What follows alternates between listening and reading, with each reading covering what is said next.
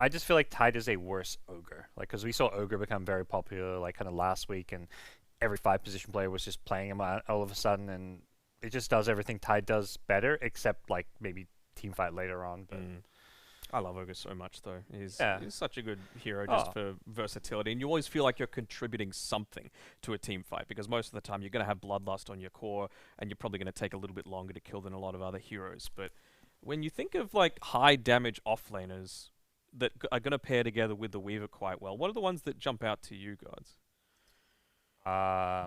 Tide Mars. Yeah. Well, they're just going to go back Doom. for the Doom. So I mean, ban Wraith King, pick Doom. sure. I mean, Again, I like it because they're against the Tide. So I've kind of harped on, like, all these teams have been first picking Tide and no one's picking counters. Finally today we saw Disruptor.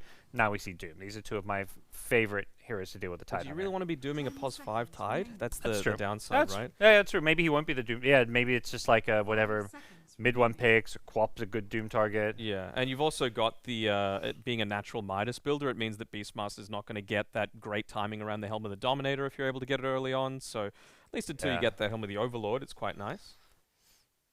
Is OB.Neon's lineup a little too squishy? I know the Doom obviously can turn into that damage absorber, but everyone else, does it feel they're maybe a little bit too squishy? I mean, it depends on where they're positioning themselves in a lot of these engagements, right? Like, Weaver can get away from a lot, and they probably do need to commit an ultimate to be able to kill the Weaver, whether it be the Primal Roar or the Ravage, to be able to take him down. So I feel like if you're a support, you're okay with that, and it's just going to be up to Arbeng to make sure that he's not going to be picked off to be able to start a lot of these team fights, because while they may be weak, if you've got the Bane to be able to cancel out a lot of that damage with a defensive Nightmare, then it's not quite as bad. Like, heroes like Weaver, Bane, they're squishier than Tide, but they don't feel squishier than Yeah. Tide, because 5 position Tide, you feel super squishy because you can't.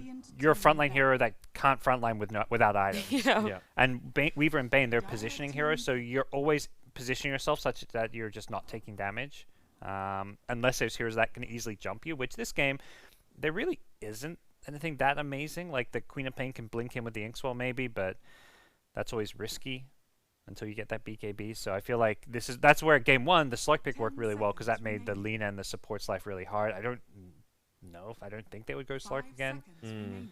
Into Doom could be a little rough. I haven't played the Luna super recently, but It was banned in game 1. It was banned in one of the games. Yeah, game 1, you're right. But I mean, with a Beastmaster, like, eventually when you are pushing, you're just a brutal force to be able to try and defend against, right? With the Lunar Blessing plus the Inner Beast Aura. It's pretty good to have to try and deal with, but I do feel like you can be somewhat vulnerable as well. A lot of carries being banned out. Options are more limited. It will be the TA. Okay, something that takes advantage of the minus armor from the Tide, which is nice. Gives you some solid Roche potential. Obviously, any time that you're able to just attack quicker with that Inner Beast Aura is great, and gives them some good tower push. So yeah, I like it. Yeah, not the... And I think it's a pretty good hero to maybe punish the Doom, just because you mentioned all the minus armor. You can always jump in, just blow him up before he can Doom you. And I think even TA getting doomed isn't like a complete death trap. You can still do some good damage, hold your ground, and just right-click some people. Maybe with some refraction procs on the Doom damage, you maybe even survive through it. Yeah, I mean, it's going to depend on the Doom, right? Like, if he's able to get the Scorched Earth plus the Infernal Blade plus the Doom onto the TA, she will melt, right? And they don't have any natural save on SMG just now, like ultimates, right? But it's not like an Abaddon or a Bane or an Undying or, Tree and Protector, these styles of heroes. So it might be a little bit more challenging for the TA if mid one's caught out of position. Now Neon probably asking Palace whether they want to go back to the Naga, which didn't work. It's a good Naga game. TA doesn't like the illusions. Good against Beast Mountain lane, but they're probably not feeling great about it because they lost game 1 with it, and it just turned into this issue where Naga couldn't win these team fights alone. But that was because of the Shaker and Disruptor. I feel like this game around, they don't have those kind of supports which can really make Naga's life super hard. But there might be something else again, are they? I mean, they're lacking a lot of frontline right now on Neon. It's good in the laning stage, and they don't have anyone that really likes to dive super deep outside of the Queen of Pain. Yeah, they're just going to go Gyrocopter instead. I don't hate it. It's good harass for the laning stage, and I like it a lot too. Yeah, to be honest, it's just good at burning TA refraction. You can fight throughout the early to mid game, but you can also keep up with the TA and play late game Dota. We've seen this Gyro mostly be played in a very greedy fashion, going for like Falcon Blade, Ag Scepter, BKB before he even wants to show up to fight. Chrysalis sometimes early on. So It's a lot of damage that you're able to output pretty efficiently. And also, like, Nightmare into Rocket, it's a lot of damage that you're able to put out in the laning stage as well, perhaps to deny out a lot of Raging Potato's farm, because he did not have a good time for the first 20 or so minutes in that game number 2. This is going to be the last game for SEA, so I want to ask you guys, who do you think is going to be taking the series? I gotta think. That's a tough question. You know what? I kind of like what I said with TNC yesterday. You got to root for the underdogs, so I'm going to go with OB.Neon. Okay. I'm gonna slightly lean SMG. I think they showed, despite the fact they should have had no chance of winning the last game, they almost won it, which was kind of crazy. They just look a bit more composed. I think the experience in a game 3, and their draft is good, even though I would give Neon like maybe 55-60% favorites on the draft. I think SMG is good enough to still win. Well, it looks like we are divided here on the panel, but game number 3, MLP and John, please take it away. Yes, ladies and gentlemen, welcome back. We are into game number 3 between OB.Neon and SMG. And John, as you could hear, the panel was quite split on who they think will take out this game 3. So I'll ask you, who do you think is going to take out game 3 based on these drafts? I think it's pretty close. You've got a lot of combinations from SMG. Double Roar really stands out as one piece of control they can play with, but you do give Palos this Gyrocopter, which he loves. He played it from his time a little bit while he was playing on Boom. Remember that? Where they had Scam running with the IO. He'd go for the Chrysalis. He went for this ridiculous build of like a 0-1-2 stats build on Gyrocopter, kind of going for the late game, so they could opt for that. There's a lot of flexibility there. Narman's going to Sakuchi away just fine. So SMG, they'll have a look around for another. It was a 5-on-5 smoke situation going on. Of course, both teams already placing their mid-observer wards down already, so they got what they wanted in the end, I suppose. But SMG, they still seem to want to try and force a fight level 1. Classic SEA fashion, of course, and naturally they did have the vision advantage with the Hawks out, but well, now they're gone, and it does seem like SMG, they'll relegate themselves back to their high ground and maybe just secure those bounty runes. It doesn't seem like we're going to see a big 5v5 level 1 team fight. Not quite yet.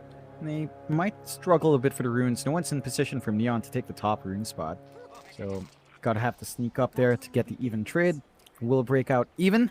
Should be an interesting time seeing these lanes break out. Like, I am keen to see what build Palos goes for, because he tends to be really shifting around on that Gyrocopter, and I think that's going to be really important. Whether or not they want to play this faster pace with the Gyro or the slower pace, they are actually going for lane swaps here across the board. So Palos is going up top with Narman and Beng, whereas we're seeing mid one walk all the way bot lane as well.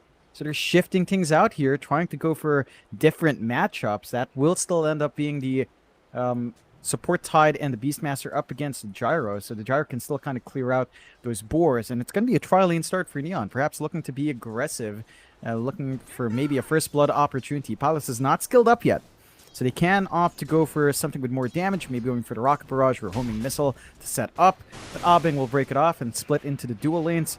So yeah, Palos taking that offensive off lane, same with mid one playing bot lane on the TA with Afu. Not quite the Inkswell combo you'd want to play with here. Like, having that Grimstroke and TA is not really the most aggressive lane on hand. I think that is manageable enough for Enryu. It's a Doom against TA. You can burn through Refraction in lane with a Scorched Earth as well. So I think Doom is actually pretty happy with these lane swaps. I'm wondering if SMG wants to hold on to that one.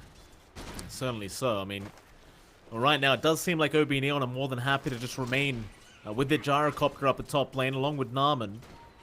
Kind of hard to see them catching out Raging or Roger, but I suppose if they do find someone out of position, can just kind of burst them down the Rocket Barrage. Otherwise, I imagine it might just turn into a bit of a farming lane between these two. Can have a look at the mid lane as well. Moon, of course, against Mamang Daya. Is favoring Mamang Daya right now, but it is still a very even kind of matchup between these two. I'd say that the laner should still have a pretty decent advantage into the Quap, but Moon, he has played this matchup many, many times before, and he does seem to know how to deal with it. So I'm not too concerned here about the Queen of Pain either. Yeah, Moon does go for the Shadow Strike build again, kind of emphasizing some harassment onto Mamang Daya. The slow is very useful, the healing is also really nice to sustain himself just a bit more. He is going to be lacking a bit in wave clear in comparison to Mamang Daya. Dragon Slave's going to make short work of the creeps as they come up. So that is something to watch out for, but as long as you secure your CS, you're not going to mind too much. So back and forth lane, emphasis on the water runes down the line. We'll see if the supports can get those early rotations out. In that sense, I think you might still have a better time. With SMG, just having a Grimstroke can be really threatening, especially with a Quap. So the combination is there to play aggressive on the 2-minute or 4-minute runes when you do come out, 6-minute runes as well. That could be something that SMG considers if the lanes open up a bit more. Still very quiet across the map, and no kills happening yet, no first blood drawn. I suppose the bot lane is probably where the highest chance is of first blood happening. So like you mentioned, John, you haven't got the greatest Inkswar combo there with mid one. I suppose it can be kind of nice, right? If you close the gap with the Inkswar into the Meld Strike, I guess it's some sort of a combination, but definitely not the easiest to land on Tenryu. Oh, Beng feels so confident this Doom will be fine. He's just started walking off already. Looking for that boundary rune across the other side into the dire triangle. And he's going to be able to take this one off Moon. Nice little pick up there from a Beng. Moon not going to have that free bottle refill later on. Though again, Moon, he just seems perfectly fine in this mid lane. He's not too concerned about the laner. Not really taking any harass. In fact, he's just farming way ahead of the laner right now. Mamang Daya just unable to keep up. Yeah, I think the big difference is the attack animation of Quap is a lot better than Lena's when she doesn't have her Fiery Soul stacked up. So it's easier for Moon to just directly trade CS there, even without the Scream of Pain to really clear it out fast. There is a bit of a back and forth trade with Afu and Abeng, just kind of trying to zone each other out. This space is leading to a lot of farm coming out for mid one. Like, this lane is, again, back and forth one with the Doom, and Ryu has to be a bit careful of the meld. He does have a lot of armor on hand with the Chainmail and Ring of Protection. So he did opt to buy those early on, just to kind of hold himself in the lane. But it also doesn't stop mid one from farming. So you're farming up in the Doom, but you're also allowing the TA to get a pretty smooth ramp up in this lane. Should lead to a fast Dragon Lance, and once you have that, the jungle kind of opens up for the TA with the stats. So you can kind of try to build up your win condition on that here later on. Ping's coming out for mid one though. A Bang might be able to sit up here with the Nightmare and does think about it, but with just the Doom. Without that level 6 up on Enryu yet, I just doubt you have any chance of actually killing mid one off. Unless you're expecting a rotation from Mamang Daya, but it's still a bit too early for the mid laners to even think about rotating. In fact, they're going to try anyway. A Bang now being chased down by mid one. Mid one getting a fair bit of damage off, but without the Inkswar connecting, can he really get this done? Oh, never mind, John. He might be able to get it done as a Bang does Fairy Fire up, but mid one, he'll clap right in front of him as Brain Sap is there. But fun fact, John, Brain Sap does not heal if you don't deal the damage. Yeah, that's rather unfortunate for Abeng. He does buy a lot of space out, dragging mid one away from the creep wave, and Roger's forced to rotate in as well. So the Dragon Tide were running a bit of a trial lane themselves. Oh, Moon, that was a very aggressive play, but he may make it. Narman, Swarm's going to connect. Moon's out of mana. He has not got the blink up, and he's going to drop. Great rotation in from Narman to punish that aggressive maneuver by Moon. In the end, Mamang Daya, he survives throughout all of this. Yeah, they managed to keep that Lina alive, giving her level 6, using that Laguna, managing to make it work their way. The supports do rotate mid. That's 2 supports mid, opening up the bot lane a lot more, so Enryu's kind of held back, but it's a Doom. He can play with Devour anyway, doesn't mind us too much. You do have to consider the space giving out the mid one, as our TA is really starting to build up here. But you could say the same about Palos. A Bang. Maybe chase down here. Moon barely able to get that double damage rune off of the Bane, and that'll be a bit of revenge here for the Queen of Pain. He does find his first kill of the game. Roger, he'll stick around, just get a few D wards off while he's here. Not too much else a Tide can do with level 2 Gush, but get something done. Yep. And again, like, while all of that support focuses on mid, that does kind of allow both of these safely in our pause 1 cores to kind of build up. You are seeing mid 1 a bit ahead of Palos, but Palos can kind of gap close that farm difference with flash farm in the jungle with a flak. So it's not the most worrying sign. He already has the Falcon Blade up on Palos as well. So you can kind of hold that lane against Raging. Raging does have the Roar, isn't too far off from the Dominator. So your Beastmaster is kind of set to start pushing a lane if he does change it up. If he does want to commit on bot, it shouldn't take too long to maybe roar up the Doom, get a tower in exchange. That will open up Neon to make plays top, as that tower is already almost at less than 1,000 HP, so it shouldn't take too much of a shove left from the gyrocopter to kind of get that trade. So really even in terms of the objectives on the map, in terms of the economy as well. There is a smoke play coming through from Neon, though. Mamang Daya does have the Laguna ready for the bot lane. Smoke broken on a Beng, however. Fu not going to be able to break the one on Mamang Daya, so they'll keep making their way down bot. And Ryu going to be jumped here by Roger. He'll be the one to break the smoke here for mid one, as it's not quite the target they want, but they might have to settle. In fact, they may not even be able to settle. In fact, top lane, Palos, does end up going down to Moon. So just kills happening across the map right now as they finally end up killing off Roger. So 1 for 1 across the map. Certainly in the favor, however, of SMG. A much bigger kill, slowing down Palos. They don't lose mid one in exchange. And dropping Roger, he's kind of used to it. We saw it in game 2. It's a highly sacrificial Tide. He had a slow start. You don't need too much on the Tide. It's really just levels. So you're fine throwing your body away for the TA to kind of survive and keep farming up. And that movement did cost Neon quite some time. They're not farming up in Mamang Daya. You know, you're starting to lose some ground here on the gyrocopter, about an 800 gold difference with the TA. So you are getting some good news. Raging is dropping low. They managed to isolate out that Beastmaster at the least. So they do manage to get some space back on top lane as punishment. And I guess the good news there is that Enryu hasn't died recently as well. So in that sense, your greedier offlane in Doom is still set to get this good timing on the Midas down the line. The issue then for Neon is they've got to play a bit of a slower game. They do have a gyrocopter that needs time to farm up, Doom that needs time to farm up. Even the Lina after the travels is going to need some levels to really get the burst damage off. And that should open up some possibilities for SMG. Like, they really just lack support levels. Afu 6, Roger 6 is really the big ones. After that, you can just look for a push, look for the team fights, and start running. Bang. He's slowed up here by Roger, and of course the ball slow as well from Raging, and they even commit the roar for this. I don't know if that was quite necessary, but I suppose you're better safe than sorry. Raging, he'll just get it done, and I suppose that could just lead into a bottom tier 1 tower push. His mid one is still around to help out with that. Of course, in the meantime, the top tier 1 is also dropping, and Arfu now could be in danger, but no. Barely getting the TP off. He'll get the tip from Roger. It'll still be a 1 for 1 in terms of tier 1 towers, but you've got to be happy with that if you're SMG. Yeah, rather unfortunate. Just a bit slow on the homing missile. No Infernal Blade from Enryu as well to cancel off Blinks. They lose out on the kill opportunity. Tower trade still comes out as you mentioned, Mike, but I feel like this is a lot better for SMG. They've got Raging Potato who can just keep vision up on the bot jungle, open it up a lot more for mid one to farm, securing their triangle farm as well. And the TA is already getting to work. Again, with the Dragon's Lance up, the stats are comfy enough that you can take care of these stacks by yourself. And leading into that ramp up of the Deso. Raging is getting a response out though. Gonna try. OB.Neon. Homing missile will be there into the cooldown, and Raging Potato. Oh, he's not gonna have any hope around. So another nice pickup here for Palos and OB.Neon. However, Moon now's rotated, trying to go at least after a Bang. Nice deny though, Palos. Quick on the fingers there, does end up killing off the Bane. Looks like SMG, they'll get nothing for the death of Raging Potato. Still buying out space though. I think when you consider the farm on these pause ones, you are getting a little bit more from mid one. He's not having to show up for those ganks. He's playing in the jungle. Palos is having to show up to provide some early damage.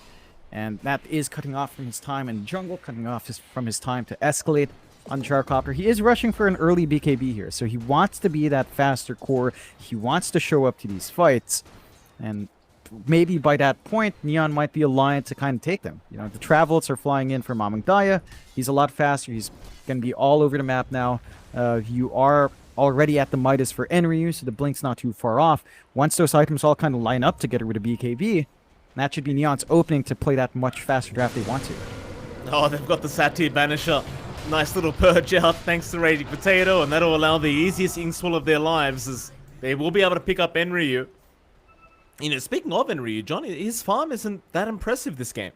And considering he's playing the Doom and he has the Midas up, it just hasn't amounted to as much net worth as you would have hoped for. And now Ravage is going to fly out and does connect with Narman with the Sonic Wave and the Roar onto a Bang. They'll take down both supports of OB.Neon.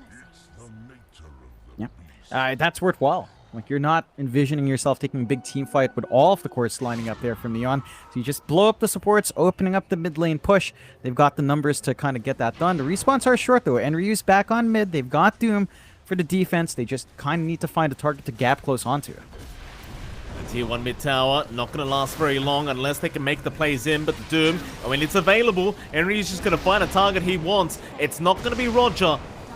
They'll still chase him down and just commit the Laguna to be able to get this kill. The tier 1 mid tower, however, does drop. So you lost your pos 5 tide, but you got the mid tier 1 tower. I'd call that worth for the die.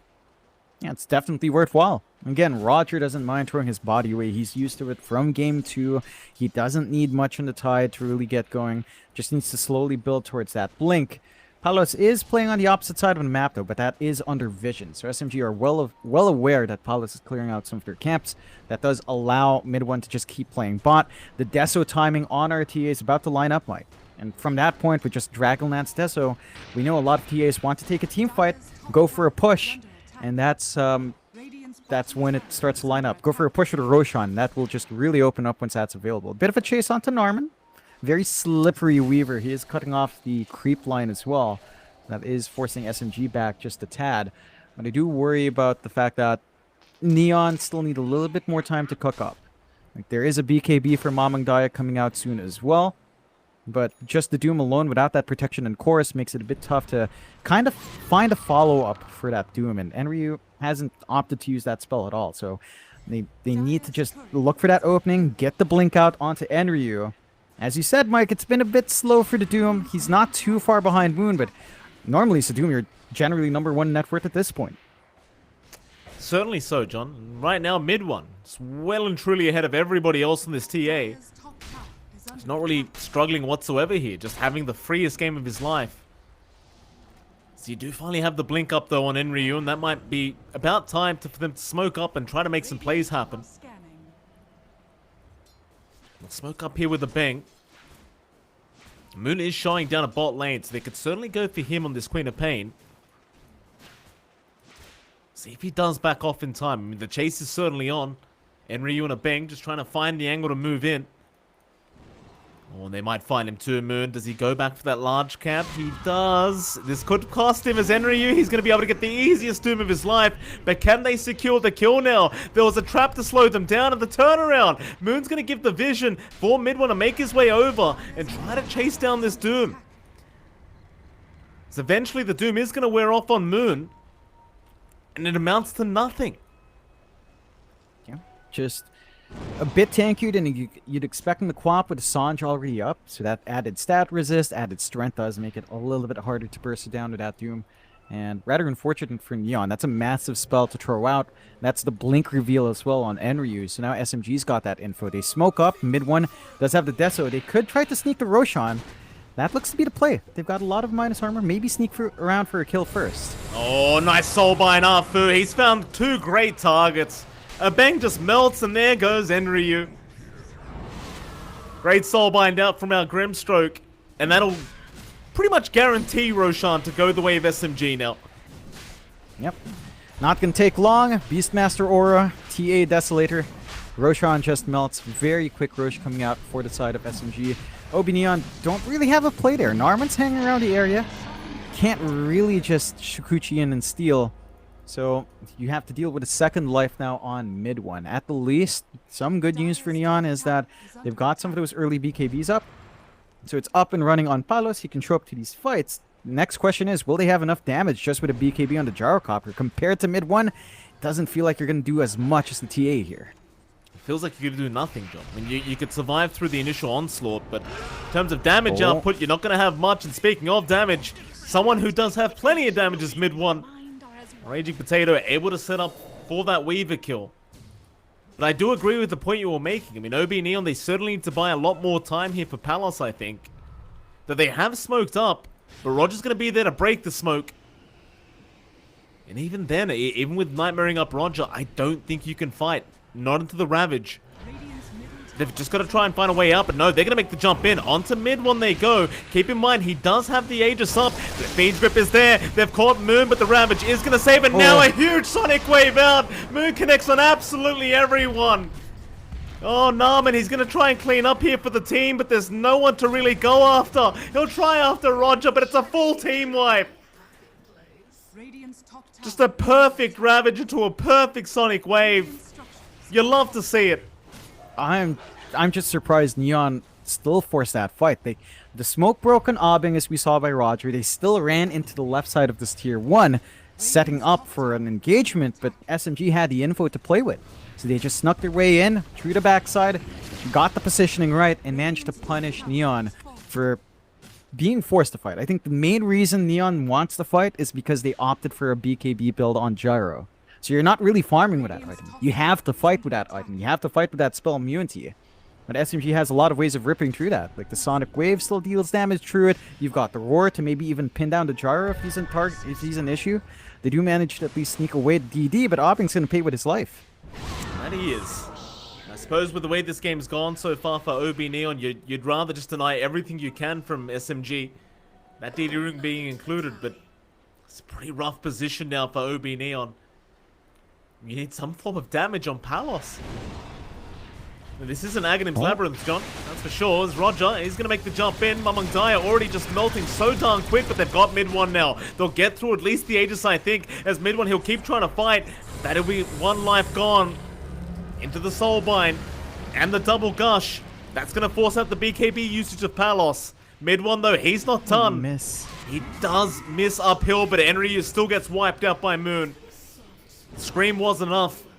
And I think they might actually be able to move into that tier 2 mid if they so wish. They've got the melting potential with the TA. Doesn't take too long to shove in. They might catch in the backline here. Oh, Fiend's great. Oh, boy. Who needs a stun, right? Who needs a stun when you've got Meld? Moon, he may have gone too far this time, but a big Sonic Wave out. Roger, he does clean up Mamang Daya. And Palos, well, he's going to be able to go back to the fountain. That's some good news for OB.Neon, John, but it's a 2-for-4 trade. And that mid-tier 2 tower is still going down.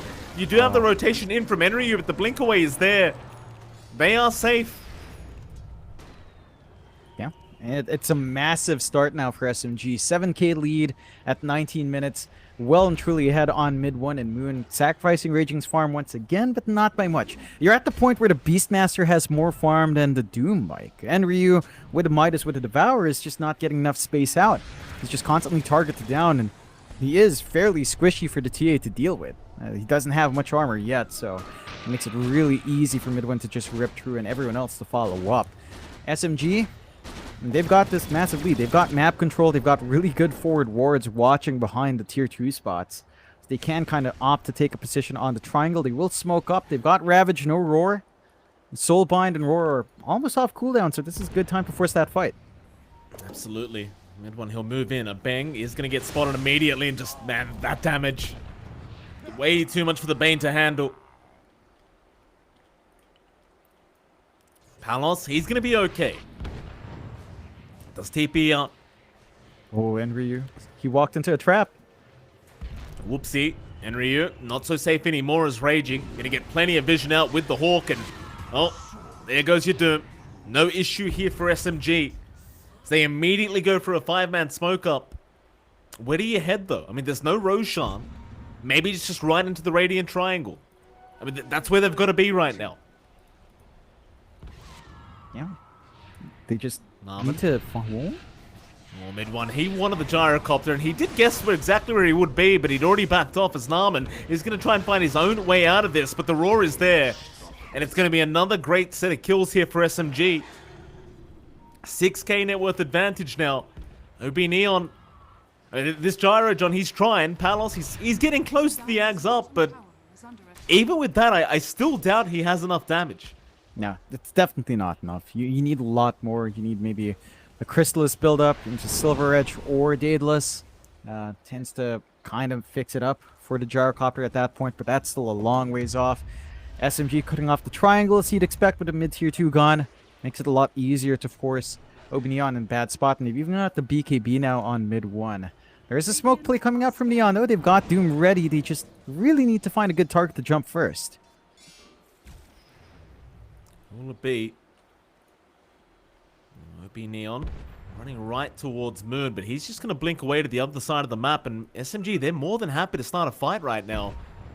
Could be a very awkward scenario for OB.Neon as they have to move into the high ground now of their own triangle.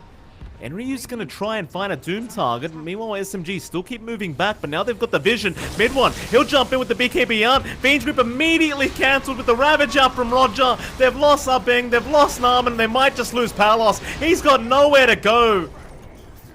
They get the Aegis, I guess. No Aegis, never mind, just nobody died. Mamang Dai is gone now. It's a full team wipe, John. Yeah, it was a really broken up fight from Neon. SMG were in good position. They were on the high ground. They forced the fight up on Neon's end. They did get the Doom off. They didn't have the follow-up. They doomed up Raging Potato in the back. It was just so split up. Neon's focus was way too split. They need to jump in together as a unit. Focus on one target, break off some of the combinations of SMG.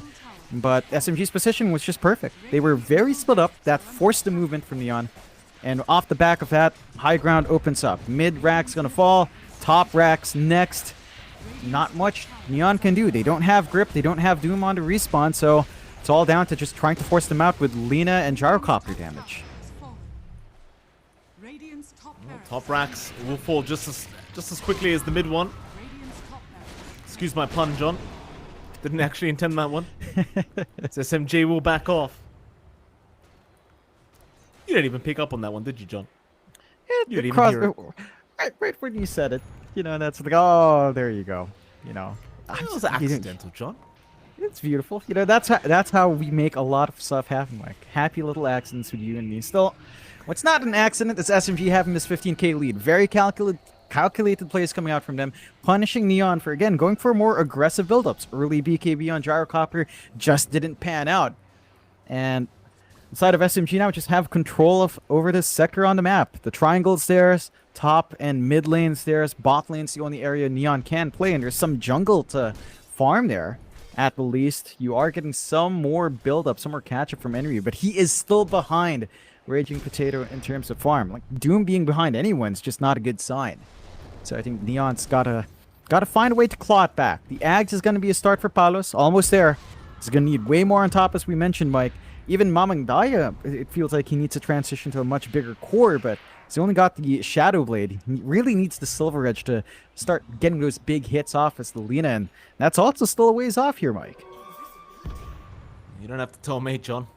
It's a 15k net worth advantage here for SMG, just a very hard game. I mean, there's your Ags up on Palos, but you and I both agreed this was going to be nowhere near enough. I mean, you're still looking for that big damage item as bot lane looks like they have found somebody. Moon, unable to get the job done. So Enryu barely able to get out with his life intact. And it looks like the rest of SMG, they are still posturing for that top lane of barracks.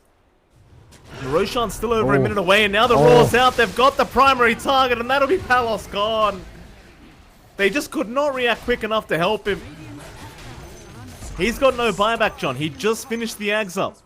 Tips out. Yep, and that's gonna clean up the mid. They can't take bot, but they can go for the kill. Remember, the last time we saw this situation, 3v5, Neon managed to hold on, but they don't have the same tools as they did in Game 2, so I think SMG should be able to just force the issue if they want. Fortify is already gone. The damage coming through from mid one's a bit too much, and they have Doom. They just need to find someone. Oh, no, they don't, John. Boy. They do not have Doom anymore. It goes right into the Lincoln Sphere. Mid one, he'll clean up Enryu. Mamang Daya, BKB up, just trying to get out, but Raging is there with the axes. Not quite enough. To make matters worse, mid one, he's got the Daedalus up now, so even more damage as they are still fighting. Moon is... He fountain dived. Fountain dived, used the Ghost Scepter. Got punished. Well, beautiful. Roger? Well, he's going to end up dying now as well. I think the SMG fans, John, they might be getting a bit of PTSD from Game 2. He fountain dived. I'm sorry. I get the confidence from SMG. We heard, you know, in the TNC player matchup, Young God did say that's something from SMG that you can look to kind of work against themselves. Still, SMG's not in a bad spot. They only lose 2 heroes. One of them's a support. Roshan is still up. They can clear it out with a Granite Golem to buff them up as well. Not going to take long. That's free Ag Shard coming through as well. So the Hawk Dives could come out for Raging. Looks like mid 1 will hold onto it for now. Now he'll take it. Psionic Traps with the silence is pretty big. So now they can look to kind of re-engage. Respawn's not too far off. They've still got the big network advantage here. Oh, look at that. I mean, look at it. Oh my goodness. Alright, there goes Enryu. And Bang's been slowed up. Just being chased out by creeps right now. Bye, Bang. Mid 1 gets a double kill. Didn't take much effort, I'll tell you that. As poor old Mumung Dai is going to try and split push the top lane while he still has a chance, but there's only so much the man can do on his own. As they found another target and they've got Palos this time. BKB or not, he just needs to run. And they're back onto the Ancient now. SMG, they understand how far ahead they are. Soulbind down, the double roar connecting. Mumung Dai is going straight to the graveyard with a great ravage from Roger. There's your Sonic Wave from Moon as well. No fountain diving this time around. Just all business as they go back into the Ancient. They might be able to get Moon, but they can't get this game 3. SMG will take it 2-1. OB.Neon, bit of a difficult scenario for them in this Division 1, John. See how things go over the next couple days. Yeah, great win by SMG. They play a lot cleaner in this game number 3. Not many mistakes being made. They got the lane swaps, and it felt like that should have favored Neon, but they managed to make it work. They held back on the Doom. They managed to get the farm up on Raging Potato, and once they hit that Desolator timing on mid 1, that's where they just got rolling. I think for Neon, the emphasis on early BKBs is a playstyle you can do with the Gyrocopter. I think against that lineup, it just felt like you wanted to maybe go for physical damage. You know, spell immunity was nice, but we didn't see the most impact there from Palos, and because he rushed the BKB into Ags, he had no damage. So there's not much presence from the Gyro in those fights, and just kind of canceled out that pause Wonder Mite. That they did, John. With that, it will be a 2-1 victory here for SMG, and I believe that is all the SCA games for tonight. Though I believe we are having another region on this stream as well, so don't go anywhere. Of course, we have our lovely panel to come back to as well, but we are going to head to a short break, and right after that break, we'll be back with our lovely panel to discuss what happened in this game number 3. Well, SMG are going to put OB.Neon in their place, and they are taking game number 3 in this series. And it was such a dominant performance from SMG, wouldn't you guys agree? Yes, absolutely agree. You're spot on that. I mean, Thank 9-34, right? Like in Yeah. was it 28 minutes, something crazy like that. It just seemed like they won the majority of their lanes, you know, weren't able to exploit the Tidehunter quite as much, and the Doom, even with that Midas, and of course the Devour, was sitting a clear 6th on net worth. It was pretty damn devastating, and a lot of that came off of the back of these big teamfight ultimates. You saw there the Ravage, it was into a great Sonic Wave from Moon. It felt like he basically didn't make a mistake the entire game. Let's ignore the Fountain Dive that they tried to go for at the very end, but he'd earned it, you know. Just a few style points that he had to try and get off there. Yeah, 3 games of co-op and gets the job done. Very impressive play from him. And just the SNG as a whole, they just kind of cleaned up some of the laning stage mistakes they made in game 2 and just very dominant. It felt like such a different OB.Neon, and I want to know if it was a different them or just SMG really brought it in game number 3. I think they got put under a lot more pressure here. They didn't have these, like, game 2, they just had such a lane advantage with these support. I think the supports they picked, the Enchantress, just giving them this lane dominance, and then, like, Earthshaker on the other side, very weak laner. That's something that SMG seemed to recognize, having the Grimstroke Tide this game. And I also just think usually, like, you hit this time in the mid game where you're going to be strong, and BKB timing this game isn't very scary because it's all physical damage. Beastmaster, TA, even the co-op Sonic Wave, it's these heroes that don't care about BKBs as much, so it made it hard for Neon to find a mid-game timing where they could kind of turn around and win some of these fights. Yeah, even Moon really quick on the fingers as well. A couple of times there we saw him use the Lincoln Sphere on mid 1, made sure that the Doom wasn't even going to be impactful. So not only did you not have the farm to be able to stand there and withstand the barrage coming through from mid 1 on the Doom, you also weren't doing any offensive potential either. So it really felt like they were only playing with 2 cores on OB.Neon, and eventually it ended up costing them. Yeah, 28 minutes into the game, hadn't even finished up that BKB, unfortunately. That is definitely really hard to see. It does, I don't know, it brings forth the question that, like, OB.Neon, it seemed almost more volatile of a team, if that makes sense. They just are so hit and miss in their series. Absolutely, and there's a lot of pressure on them when it comes to potential tiebreakers. If they get there, they have to win their next series. But we've seen what this team can do when they're playing in their best form. They won that third-party tournament, the Huya Invitational, during the break. So hopefully that strong OB.Neon shows up later. Yeah. Definitely. But we want to focus a little bit more on the winners, and so we have gotten Mid1 in for the winners interview. Mid1, thank you so much for joining us. How are you guys feeling after that series? Feeling great. Yeah. Disappointed at the same time, because there's no major going on. So yeah. Yeah, I just want to ask you actually on that point, like obviously the situation is still a little bit up in the air. Outside of, just the simple answer of there's a LAN and everything continues as normal, what would you say you would like to have happen for the top 3 teams for C? I don't know. I just want to go to a LAN, if you ask me. I don't know how to say it, but The best outcome would be for a LAN to happen. yeah, the best outcome would be for having a LAN happen for sure. It's been a while for maybe you as an individual player since you've found this, top success. Maybe since leaving Secret, does it feel good for you to finally prove yourself on Team SMG? What does it mean for you to potentially finish top 3 in Southeast Asia region? I wouldn't say I call it a success, but definitely it's like a small win to me. I would only call it a success when I get the ages, Everybody's aiming for the ages. Like, this is just a small win. Like, not going to LAN breaks me. Like, I don't get to prove myself there. I think everybody wants to compete against every team, around the world instead of like only your own region. Like, I was looking very forward to for the next major, like this major, let's say, but it's not happening. So sad. You did find some success though in this series, and I want to know what change-ups you guys made that really secured you the win in game number 3. I kind of switched the bans a bit. Like, I gave some input. Like, I see how they have this Kunkka like being the answer to the core. Like, it's like their comfort, let's say. Like, I wouldn't call it like a direct answer, but it's like somehow it's like their comfort. So you just need to remove the comfort, and people don't have answer, and then they have to pick something else, which might not be their best stuff going on for their own team. So it's like much easier for us to play, definitely. Like, and we got our favorite heroes, like B squad, like everything. Like, we got what we wanted, so it was just way easier for us to play. It looks like you have the recipe for success there. Thank you so much for joining us for an interview, and enjoy the small celebrations and the small wins. Yeah, sure. Thank you. Thanks, Thank Mid1. you.